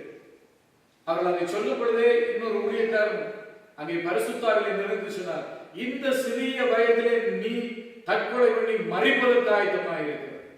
இன்றைக்கு இந்த இயேசுவை ஏற்றுக்கொண்டால் உன்னுடைய வாழ்க்கையிலே அங்கே நித்திய ஜீவன் உண்டு, சமாதானமான ஒரு வாழ்க்கை உண்டு, நல்ல வளமான எதிர்காலத்தை இயேசு உனக்கு கொடுப்பார். ஏன் இந்த சின்ன வயதிலே நீ தற்கொலை பண்ணி சாக வேண்டும் என்று சொல்லி விரும்புகிறாய்? எனக்கு மட்டும்தான் தெரியும், அன்று மாலை நான் தற்கொலை பண்ணுவதற்காக ஆயத்தமாக்கி என்னுடைய தாயார் பின்புறத்தில் இருந்து சொல்கிறார், இன்னும் 1 வருஷம் முடியல, அப்பா இறந்து, அப்பா 1 வருஷம் முடிய போய் இயேசுவை ஏற்றுக்கொள்வோம். சகோதரிகள் சொல்கிறார், அத்தான் வெளியிலே இருக்கிறார், அக்கா கிட்ட எல்லாம் கேட்டுட்டு, அண்ணன் எல்லாம் கேட்டுட்டு இந்த இயேசுக்கு வாழ்க்கை அர்ப்பணிக்கலாம், கொஞ்ச நாள் போட்டு அம்மா சொல்ற மாதிரி 1 வருஷம் ஆகட்டும் அப்பாவுடைய நினைவு நாள், அப்பா மறிச்சு 1 வருஷம் ஆகட்டும், அதுக்கு பிறகு ஏற்றுக்கொள்வோம் சொல்லுகிறார். நானும் அன்றைக்கு இரவிலே மறிக்கிறதுக்கு ஆயத்தமாய் கொண்டோட வச்சுட்டு காவல் இருக்கு. அந்த சூழ்நிலையில் இயேசுவை குறித்து அறிந்த போது நான் அவரிடத்திலே சொன்னேன், இந்த இயேசு எனக்கு வரும். வீட்டில் எல்லாரும் பேச்சு வீணான்னு சொல்லிடுங்க, இந்த இயேசுவை ஏற்றுக்கொள்ள எப்படி முடியும்? அவர் சொல்ல, நான் சொல்ற ஜெபத்தை சொல்லு, முழங்கால் படிட்டு, உடனே முழங்கால் படிட்டேன். எங்க வீட்டுக்கு அது ஓட்ட வீடு, மண் நிலம், அதுல முழங்கால் படிக்கணும். அவர் சொன்னார்கள், இயேசு கிறிஸ்து தேவகுமார். நான் சொன்னேன், இயேசுவே நீ தேவகுமார், நான் விசுவாசிக்கிறோம். எனக்காகவும் நான் பாவி, எனக்காக நீ சிலுவையில் ரத்தம் சிந்தி மரித்து உயிர்த்தெழுந்து இன்றைக்கு ஜீவிக்கிறீர்கள் என்பதை நம்புகிறேன். எனக்கு ஒரு புது வாழ்வு தாரும், உங்களுடைய பிள்ளையா ஏற்றுக்கொள்ளும். அவங்க ஒவ்வொன்றும் சொல்ல சொல்ல நான் கிளிப்புள்ள கூட சொன்னேன். நடந்த அற்புதம் என்ன தெரியுமா? பல மாதங்கள் நித்திரையே இருக்காங்க, பெரிய இருள் என்னை மூடிக்கொண்டிருந்தது. அந்த ஜெபத்தை சொல்லி ஆமென் என்று சொன்ன பொழுது ஒரு பெரிய இருட்டு என்னை விட்டு அப்படியே வெளிக்கிட்டு போவதை நான் உணர்ந்தேன். அப்படியே ஒரு அமைதியான ஒரு ஜில் என்று ஒரு விதமான சமாதானம் என்னுடைய இருதயத்துக்குள்ள வந்தது. ஒரு சத்தத்தை கேட்டேன், நான் இயேசு, நான் உனக்கு வாழ்வு தருவேன், நீ எனக்காக ஊழியம் செய்வோம். அந்த தலையாட்டு மட்டும்தான் தெரியும். கண்ணத்திற்கு பார்த்தா இவங்க 3 பேர் இருந்தாங்க, போயிட்டு வரணும்னு சொல்லிட்டு போயிட்டாங்க. நான் இந்த சத்தம் என்னுடைய காதில் துணிச்சது, இருதயத்துல மனசுல பேசிக்கிட்டே ஒரு நாளும் கேட்காத ஒரு புது அமைதியான ஒரு மகிழ்ச்சியான இன்பகரமான குரலை நான் அன்றைக்கு அனுபவித்தேன். அப்படியே அவங்களை கொண்டு போய் அனுப்பிட்டு திரும்பி வந்தோடனே எனக்கு கிடைச்ச பரிசு, நான் நல்ல வியாபாரத்தில் தெரியும், அந்த தென்னமர தோழிகளை பிட்டி வச்சு ஈக்கெல்லாம் கட்டி கூட்டுறதுக்கு அத்தால பயம் கிடைச்சோம். இரவு படுக்கைக்கு போனா சாப்பாடு இல்லை, அக்கா மாதிரி அப்படியே படுத்த பாயிலிருந்து போய் வேதத்துக்கு போகாதுன்னு சொன்னா கேட்காம போயிட்டு வேதத்துக்கு சேருது. நான் வேதத்துக்கு சேரலை, இயேசுக்கு தான் என்னுடைய வாழ்க்கையை ஒப்பு கொடுத்து. அல்லேலூயா. யாரெல்லாம் எனக்கு எதிர்ப்பாக இருந்தாலும் ஒரு 6 மாதத்துக்குள்ள என்னுடைய வாழ்க்கையில தேவன் செய்த மாற்றத்தை கண்டு என்னுடைய சகோதரி, என்னுடைய அம்மா, என்னுடைய அண்ணன்மார், அத்தான், அக்கா, பிள்ளைகள் எல்லாரும் இந்த இயேசுக்கு பின்னாக வர ஆரம்பித்தார்கள். இன்னைக்கு பல இடத்துல இருந்து கர்த்தருக்கு சாட்சியை ஊழியத்தை செய்தோம். நான் ஏன் இந்த இடத்துல இந்த சாட்சியை சொன்னேன் என்றால், வாழ்க்கையில் தோல்வி அடையும், படிப்புல தோல்வி, 100 ரூபாயில என்னுடைய 7 படிப்புக்கு போவதற்கு அந்த நாட்கள் இன்னைக்கு ஆயிரக்கணக்கான பிள்ளைகளுக்கு என்னுடைய நாட்களில் கோப்பை புத்தகங்கள் வாங்கி கொடுத்து அவர்களை படிப்பது ஹல்லேலூயா. கர்த்தர் அவிதமா என்னை ஆசீர்வதித்து உயர்த்தி இன்னைக்கு இந்த பட்டணத்துக்கு வர வேண்டும் என்று நான் எதிர்பார்க்கிறேன். கர்த்தர் என்னை கொண்டு வந்தார். அருமையான சகோதரி சகோதரி, அவருக்கு நம்முடைய வாழ்க்கையை அர்ப்பணிக்கிறோம். நான் பெரிய பாவம், எப்படிப்பட்ட பாவம்? விபச்சாரம், வேசித்தனம் செய்யவில்லை, மாறாக கர்த்தரை ஆராதிக்க வேண்டிய நான் என்னுடைய மூதாதையர்கள் காட்டி தந்த எல்லா தெய்வங்களையும் வழிபட்டு தேவனுக்கு மகிமை செலுத்த வேண்டிய நான் அங்கு அந்நிய காரியங்களுக்கு மகிமையை செலுத்தி பாவத்திலே மூழ்கி இருக்கிறேன். அதனுடைய முடிவு மரண இருளுக்குள் என்னை கொண்டு போய்விட்டது. தற்கொலை அன்றைக்கு மட்டும் நான் சென்றிருந்தால் இயேசு இல்லாமல் நரகத்துக்கு தான் போயிருக்கேன். அதனால என்னுடைய வாழ்க்கையில பெற்றுக்கொண்ட மகிழ்ச்சியும் சந்தோஷத்தை பல இடங்களிலே சென்று உங்களுக்கும் இதே இயேசு அற்புதம் செய்வார் என்று சொல்லுங்கள். அல்லேலூயா.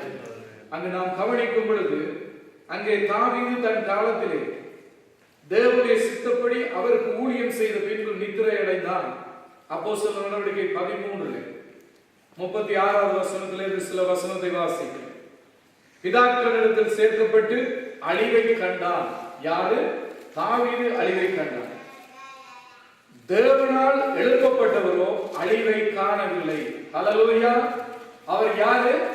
நம்முடைய கர்த்தராகிய இயேசு கிறிஸ்து.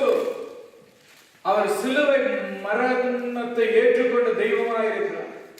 அவர் ஒரு பாவமும் செய்யாத பரிசுத்தமான தெய்வம். மனுஷ சாயலாய் வந்ததுனாலே மனிதனுடைய எல்லா விதமான இன்ப துன்ப சுபாவங்கள் சோதனைகள் பாடுகள் வேதனைகள் எல்லாம் தன்னுடைய சரீரத்திலே சுமந்தவராய் கல்வாரி சிலுவையிலே பாடுபட்டு ரத்தம் சிந்தி மரித்தார் என்று காண்கிறோம். மரித்தவர் மரித்தபடியே அப்படியே முடிஞ்சிருந்தால் நாங்கள் இயேசு கிறிஸ்து தேவனுடைய குமாரன் என்று சொல்லி அவருடைய நற்செய்தியை உலகம் போய் சொல்ல மாட்டோம். அங்கேயே இருக்கிறது. அவர் 3ஆம் நாள் உயிரோடு எழுப்பி அவர் இன்றைக்கும் ஜீவன் உள்ளவராய் இருக்கிறார். அந்த இயேசு மரித்தோருக்கும் உயிரோடு இருக்கிறவர்களுக்கும் நியாய தீர்ப்பு செய்யும்படியாய் வெகு விரைவில் இந்த பூமியை சந்திக்க வரப்போகிறார். பிரியமான சகோதரனே சகோதரி, இயேசு இல்லாமல் இந்த பூமியில நீ உன் கண்களை மூடுவாயா இருந்தால் உன்னுடைய வாழ்க்கை பரிதாபத்துக்குரியதாய் மாறிப்போம். சற்று சிந்தி. இன்றைக்கு உன்னுடைய மரணம் வந்தால் நீ எங்கே இருப்பாய்? நான் தைரியமாய் சொல்லுவேன், என் தேவனோடு நான் பரலோகத்துக்கு சென்று. நான் என்னுடைய ஊர்ல இருந்து எங்க சபையில இருந்து லீவ் வரைக்கும் என்னுடைய குடும்பத்துல 2 அக்காமாரை வச்சு பராமரித்து அவங்களை பார்த்து எல்லாம் வாழ்த்து சொல்லி கண்டிப்பாக கர்த்தருடைய ஊழியத்துக்காக போகிறேன்.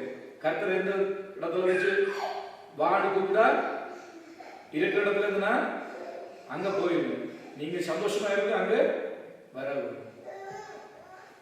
எனக்கு பயங்கரமா அடிச்சு உபத்திரப்படுத்தின என்னுடைய தாய் ஒரு 10 வருஷங்கள் கிறிஸ்தவ ஜீவியம் கடந்து வரும் பொழுது ஒரு நாள் சொன்னார், நீ போறதுக்கு முதல்ல நான் பரலோகம் போவேன்.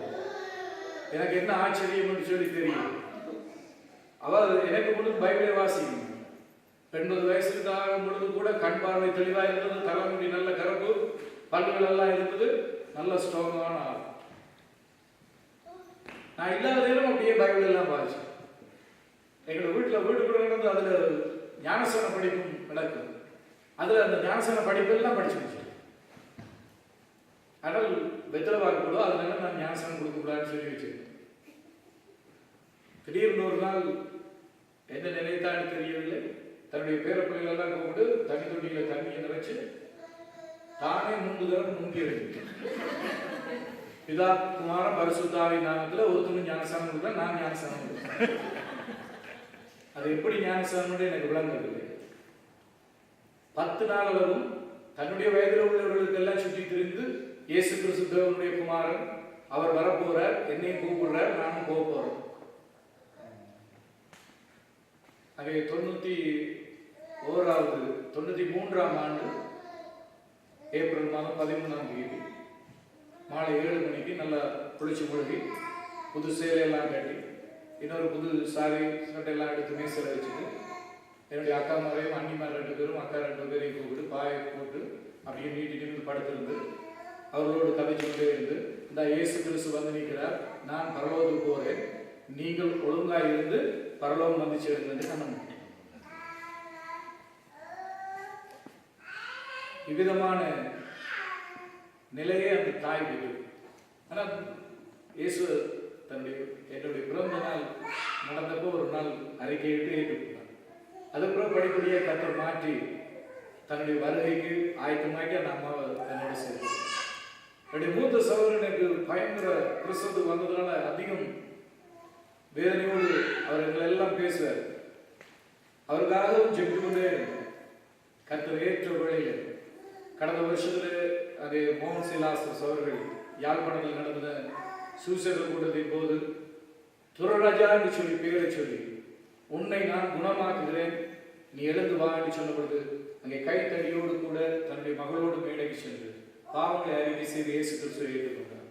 9ஆவது மாதம் 2ஆம் தேதி வரும் பொழுது அவர் மகிமைக்குள் கடந்து சென்றார். அல்லேலூயா. நான் ஏன் இதை சொல்கிறேன் என்று சொன்னார், எங்களுடைய வாழ்க்கையில பணம் இருக்கலாம், சொத்து சுகங்கள் இருக்கலாம், அவை அனைத்தும் நம்மோடு வரப்போவதில்லை. இந்த பூமியில் இருக்கும் பொழுது நாங்கள் எடுக்கிற தீர்மானம், இயேசுடைய பாவத்தை அறிக்கை செய்து பாவ மன்னிப்பு நிச்சயத்தை பெற்று மனம் திரும்புதலோடு வாழ்கிற ஒரு நல்ல வாழ்க்கை தான் மறுமையிலே நம்மை கொண்டு போய் நித்திய லோகத்திலே தேவனோடு கூட வைக்கும் வாழ்க்கையாக இருக்கிறது. அல்லேலூயா. அங்கே இயேசு கிறிஸ்துவை குறித்து நாம் கவனிக்கும் பொழுது அங்கே தாவீதுக்கு நித்திய கிருபைகளை தேவன் கொடுத்தது மட்டுமல்ல, இயேசு கிறிஸ்துவின் மூலமாக அவரை ஏற்றுக்கொண்டு வாழ்கிற நமக்கும் அவருடைய நல்ல ஆசீர்வாதங்களையும் கிருபைகளையும் தேவன் கொடுத்திருக்கிறவராய் இருக்கிறார். அல்லேலூயா. அதை சுருக்கமாய் சொல்ல விரும்புகிறேன். சகல அதிகாரங்களையும் தேவன் நமக்கு கொடுக்கிறார். எப்படிப்பட்ட அதிகாரம்? அவர் மரித்தோரிலிருந்து உயிர் தெழுந்ததற்கு பின்பு தன்னுடைய சீஷர்களை பார்த்து சொன்னார், இதோ உலகம் எங்கும் போய் சர்வ சிருஷ்டிக்கும் என்னுடைய சுவிசேஷத்தை சொல்லுங்கள். விசுவாசம் உள்ளவனாகி ரட்சிக்கப்படுகிறவனுக்கு பிதா குமாரன் பரிசுத்த ஆவியின் நாமத்திலே அவனுக்கு ஞானஸ்நானம் கொடுத்து அவனை சீஷர்களாய் மாற்றுங்கள் என்று சொன்னார். அதெல்லாம் சொல்லி சொன்னார், இதோ உலகத்தின் முடிவு வரையும் சகல நாட்டில் நான் உங்களோடு கூட இருக்கிறேன். அதை செய்தால்தான் இயேசு எங்களோட கூட இருப்பார். அதை செய்யறதுக்கு தான் நாங்கள் ஊராய் கிராமம் கிராமமாக போய் சொல்லிக்கொண்டே இந்த படம் வந்தோம். இயேசு கிறிஸ்துவை விசுவாசிகள், மனம் திரும்புங்கள். உங்களுடைய பணம் ஒன்றும் தேவையில்லை, உங்களுடைய படிப்பு தேவையில்லை, உங்களுடைய இருதயத்தை இயேசுவுக்கு அர்ப்பணிக்கும். இயேசு கிறிஸ்து ஒருவர் மட்டுமே இந்த பூமியிலே மனிதனை ரட்சிக்க வந்த தெய்வம். அவர் சிலுவையில் மரித்து உயிர்த்தது அவர் இன்றைக்கு ஜீவிக்கிறார். அங்கே அவரை ஏற்றுக்கொள்ளும் பொழுது அவருடைய பிள்ளைகள் ஆகிற அதிகாரத்தை தேவன் கொடுத்திருக்கிறார். யோவான் 1:12 தான் சொல்லுது, அவருடைய நாமத்தின் மேல் விசுவாசம் வைத்து அவரை ஏற்றுக்கொண்டவர்கள் எத்தனை பேரோ அத்தனை பேரும் தேவனுடைய பிள்ளைகள் ஆகும்படியான அதிகாரத்தை இயேசு கொடுத்திருக்கிறார். அல்லேலூயா. தேவனுடைய பிள்ளைகள் என்கிற அதிகாரம் அங்கே பெரிய ஒரு நாமத்தை நமக்கு தந்திருக்கிறார். இயேசு கிறிஸ்துவின் நாமம் அது இனிதான நாமம், இன்ப நாமம், நமக்கு ஆசீர்வாதத்தை கொடுக்கிற நாமம், பேய்கள் எல்லாம் கண்டு நடுகிற நாமம். இந்த கையை வச்சால் ஒரு அர்த்தமும் நடக்காது. ஏன்னா இந்த கை ரெண்டு அழுகி ஒழுகுன கை. ஆனா இயேசு கிறிஸ்துடைய நாமத்தினாலே கைகளை வைத்து வியாதிஸ்தருக்காய் ஜெபிக்கும் பொழுது இயேசு சுகத்தை கொடுக்கிறார் மக்கள். அல்லேலூயா. இந்த கையில் விசுவாசிகள் என்ன செய்யணும்? வியாதிஸ்தருக்காய் கைகளை வைத்து ஜெபிக்கும் பொழுது வியாதியை குணமாக்கணும். எந்த விசுவாசி? இயேசு கிறிஸ்துவின் நாமத்தை விசுவாசித்து அவருடைய பிள்ளைகளாக இருக்கிறது. அல்லேலூயா. ஆகவே தேவன் அந்த அதிகாரத்தை, இயேசுவின் நாமம், இயேசுவின் இரத்தத்தை நமக்கு நித்திய உடன்படிக்கையாக கொடுக்கிறது. நாம் பயப்பட வேண்டிய அவசியம் இல்லை. இன்னைக்கு மனிதர்கள் பயந்து மரண பயத்தோடு வாழ்வார்கள். எப்ப சாவு வந்து செத்து போகணும், சின்ன வியாதி இருந்தாலும் நான் செத்துடணும். அந்த மரண பயத்தில் இருந்து விடுதலை கொடுக்கவும் இயேசு கிறிஸ்து பூமிக்கு வந்தார். பிள்ளைகள் மாமிசத்தோடும் இரத்தத்தோடும் இருக்க அதே சாயலாய் தானும் வந்து அங்கே சிலுவை மரணத்தை ஏற்றுக்கொண்டு அவர் மரணத்திலிருந்து பிசாசுடைய அதிகாரங்களையும் மரணத்தையும் ஜெயமாக ஜெயித்தெழுந்ததினாலே நமக்கு நித்திய வாழ்வை இயேசு வாக்குறுதி. அல்லேலூயா. மரண பயத்திலிருந்து இயேசு விடுதலை தருகிறார். தேவன் நியமித்த ஆண்டுகள் அல்லாமல் அதுக்கு முந்தியோ நாங்கள் ஒருவர் இந்த பூமியை விட்டு போவது கர்த்தர் முன்குறித்தபடி அவர் நிச்சயமாய் நம்மை ஆசீர்வதித்து நடத்துகிறவராயிருக்கிறார். அது மட்டுமல்ல, இயேசு கிறிஸ்து முதலாவது தேவனுடைய ராஜ்யத்தின் நீதியின் தேடுங்கள், அப்பொழுது இவைகள் எல்லாம் உங்களுக்கு கூட கொடுக்கப்படும் என்று சொன்னார். அங்கே தாவீதுக்கு வீடு, வாசல், பொருளாதார நன்மைகளை கொடுத்தார். நாம் கர்த்தரை உண்மையான இருதயத்தோடு பின்பற்றும் பொழுது கர்த்தர் சகல நன்மைகள். பணத்தை குறித்து நான் பேசுகிறேன். முதலாவது தேவ ராஜ்யத்தை நீங்கள் தேடுங்கள், அப்பொழுது இவைகள் எல்லாம் உங்களுக்கு கூட கொடுக்கப்படும். எவைகள்? மனிதனுக்கு தேவையாயிருக்கிற எல்லா காரியங்களையும் கர்த்தர் ஏற்ற வழியிலே அதனதன் காலத்திலே நேர்த்தியாய் நமக்கு சந்தித்து ஆசீர்வதிக்கிறவராய் இருக்கிறார். அங்கே சிறுமைப்படுவதில்லை. இன்றைக்கு அநேகர் பிசாசின் கட்டிலும் சத்துருடைய பிடியிலும் இருப்பதனாலே வாழ்க்கையிலே சிறுமைப்படுத்தப்படுகிறார். அங்கே வியாதிக்காக பல லட்சக்கணக்கான ரூபாக்களை செலவழிக்கிறார். தங்களுடைய வீட்டிலே நிம்மதி வேணும், குடும்பத்திலே ஆறுதல் வேணும் என்று பல சாத்திரிகள் அஞ்ஞானிகளை பார்த்து சோதனை பார்த்து அங்கே பெரிய பெரிய மந்திரவாதிகளுக்கெல்லாம் சென்று தங்களுக்கு விடுதலையை நாடி தேடுகிறார். அது தற்காலிகமான விடுதலை அவர்கள் பெற்றுக் கொடுக்கக்கூடும். நான் சொல்கிற இயேசு கிறிஸ்து பரிபூர்ணமாய் நிரந்தரமான விடுதலையை தருகிற தெய்வமாக இருக்கிறார். ஒருவன் இயேசு கிறிஸ்துவை தேவகுமாரன் வருவார் என்று விசுவாசித்து அவரை ஏற்றுக்கொள்ளும் பொழுது அவருடைய வாழ்க்கையில பரிபூர்ணமான விடுதலையை இயேசு தருகிறவராய் அவனை படிப்படியாய் தன்னுடைய மகனாய் வைத்து தன்னுடைய அபிஷேகத்தினால் அபிஷேகித்து அவர் படிப்படியாய் உயர்த்துகிற தெய்வமாய் இருக்கிறார். தாவீதுடைய நித்திய உடன்படிக்கையை எனக்கும் உங்களுக்கும் அவருடைய நித்திய கிருபையினாலே நமக்கு வாக்குத்தத்தம் பண்ணி நம்முடைய வாழ்க்கையை உயர்த்துகின்றவனாய் இருக்கிறார். கண்களை மூடி செவிக்க போகும். இயேசு கிறிஸ்துவினுடைய திருமுகத்தை நோக்கி பார்த்து கண்களை மூடி சிலுவையை நோக்கி பார்த்து நாம் செவிக்க போகும். தாவீது கருளிய நித்திய கிருபைகள் இயேசு கிறிஸ்துவினுடைய சிலுவை மரணத்தின் மூலம் இயேசு கிறிஸ்து தன்னை தேடி நாடி தன்னுடைய பிள்ளைகளாக தன்னுடைய சீஷர்களாக தன்னுடைய மக்களாய் வருகிற ஜனங்களுக்கு அவர் சகல விதமான கிருபைகளையும் கொடுத்து அவர்களை ஆசீர்வதிக்கிற தேவனாய் இயேசு கிறிஸ்து எனக்காக உங்களுக்காய் சிலுவையில மரித்து உயிர் தந்தவர் இன்றைக்கும் ஜீவனுள்ள தெய்வமாய் இருக்கிறார். பாவத்தோடு சாபத்தோடு நிம்மதி இல்லாமல் போராட்டத்தோடு வாழ்ந்து கொண்டிருக்கிறீர்கள். எத்தனையோ வருடங்கள் நிம்மதி இல்லை, சமாதானம் இல்லை. இன்று ஒரு சந்தர்ப்பம் உங்களுக்கு இருக்கிறது. இயேசு என்பவர் தம் ஜனங்களின் பாவங்களை நீக்கி ரட்சிப்பவராய் அந்த இரட்சகர் இயேசுவுக்கு உங்கள் இதயத்தை ஒப்புக் கொடுக்க ஒரு விடுதலையை கண்டுகொள்கிறது. நம் மத்தியிலே போதவர் இருக்கிறார். முன்பதாய் வந்து அந்த இறுதி ஜெபத்திற்கு நேராக அங்கே உங்கள் யாவரையும் நடத்தும். கண்களை மூடிக்கொள்வோம்.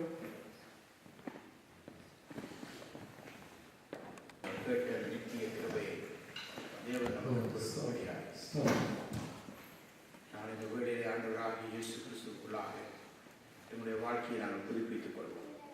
தாவீதை போல அவர் ஆண்டவருக்கு உண்பதாய் எத்தனையோ பாடுகள் கடந்து வந்த பொழுதும் அந்த நேரங்களிலே அவருடைய வாழ்க்கையிலே அவர் தவறு செய்ய ஒரு சந்தர்ப்பம் இல்லாத போது அவன் அமைதியாக இருந்த வேளையிலே சத்துருவானவன் அவனை வெஞ்சித்து தவறு உட்படுத்தினதான வேளையிலும் கூட ஆண்டவர் சமூகத்திலே தன்னை அவன் தாழ்த்தினான். ஆண்டவர் அவர் நித்திய கிருபையை நித்திய இரக்கத்தை அவர் வாக்கு பண்ணினார். புதிய ஏற்பாட்டிலே புதிய உடன்படிக்கையோடு கூட அவர் நிறைவேற்றினார். இன்றைக்கு உங்கள் வாழ்க்கையிலே அவர் நிறைவேற்றும்படியாய் வந்திருக்கிறார். அந்த நித்திய கிருபையை உங்களுக்கு தரும்படியாக அவர் கடந்து வந்திருக்கிறார். உங்களுக்கு மாத்திரமல்ல, உங்களுடைய சந்ததிக்கு அதை தரவர் வந்திருக்கிறார். உங்களுடைய சந்ததி மேலும் சந்தானத்தின் மேலும் என் ஆவியை ஊற்றுவேன் என்று சொன்னார். ஏசியா தீர்க்கதரிசியிலே சொல்லப்பட்டது போல தாகமாய் இருக்கிறவர்களே என்னிடத்தில் வாருங்கள், நான் இதை உங்களுக்கு இலவசமாய் தருவேன் என்று சொன்னார். எனக்கு இலவசமாய் ஆண்டவர் உங்களுக்கு தரும்படியாய் வந்திருக்கிறார். ஹல்லேலூயா. அவர் உங்களிடத்தில் எந்த விதையும் அவர் கேட்கவில்லை. உங்களுடைய ஆஸ்தியை அவர் கேட்கவில்லை, உங்கள் வீட்டை அவர் கேட்கவில்லை, உங்களுடைய பணத்தை அவர் கேட்கவில்லை. அவர் உங்களுடைய அன்பை அவர் நாடி நிற்கிறார். வானத்தையும் பூமியையும் அண்ட சராசரங்களையும் படைத்து வானோர் பூலோகத்தாருடைய முழங்கால் யாவும் முடங்கும் எல்லா நாமத்துக்கும் மேலான இயேசுவின் நாமத்தில் உங்களை வாழ்த்துகிறோம். அன்பான தேவஜனமே, இந்த வெப்சைட் ஊடாக நீங்கள் ஆசீர்வாதத்தை பெற்றிருப்பீர்கள் என்று நாங்கள் விசுவாசிக்கிறோம். மேலும் இந்த வெப்சைட் பகுதியிலே வீடியோ, ஆடியோ, போட்டோஸ் மற்றும் ஆர்டிகல்ஸ்கள் இருக்கிறது. இவைகளை நீங்கள் பார்த்து ஆவி ஆத்தும சரீரத்திலே பூரண விடுதலையும் சமாதானத்தையும் சந்தோஷத்தையும் பெற்றுக்கொள்வீர்கள் என்று நாங்கள் விசுவாசிக்கிறோம். பெரியா சுவிசேஷ தேவ சபை குடும்பம் ஒவ்வொரு ஞாயிறும் மதியம் 14 மணி, அதாவது 2 மணிக்கு பரிசுத்த தேவ ஆராதனை நடைபெறுகிறது. இதிலே வந்து நீங்கள் கலந்து கொண்டு தேவ சமாதானத்தையும் ஆசீர்வாதத்தையும் பெற்றுக்கொள்ளும்படி பெரியா சுவிசேஷ தேவ சபை குடும்பம் உங்களை அன்போடு கூட அழைக்கிறது. நீங்கள் ஒவ்வொருவரும் இந்த ஆசீர்வாதத்தை பெற்றுக்கொள்வீர்கள் என்று நாங்கள் விசுவாசிக்கிறோம். மேலும் இதங்களோடு நீங்கள் தொடர்பு கொண்டு ஜெப தேவைகளுக்கும் உங்களுடைய வாழ்க்கையின் ஆலோசனைகளுக்கும் எங்களோடு தொடர்பு கொள்ள விரும்பினால் கீழ்காணும் முகவரியிலோ அல்லது டெலிபோனிலோ நீங்கள் எங்களோடு கூட தொடர்பு கொள்ளலாம். இந்த வெப்சைட் மூலமாக கூட நீங்கள் எங்களோடு கூட தொடர்பு கொள்ளலாம். கர்த்தர் தாமே உங்களை ஆசீர்வதிப்பாராக. இயேசுவின் நாமத்தில் உங்களை ஆசீர்வதிக்கிறோம். ஆமென். ஆமென்.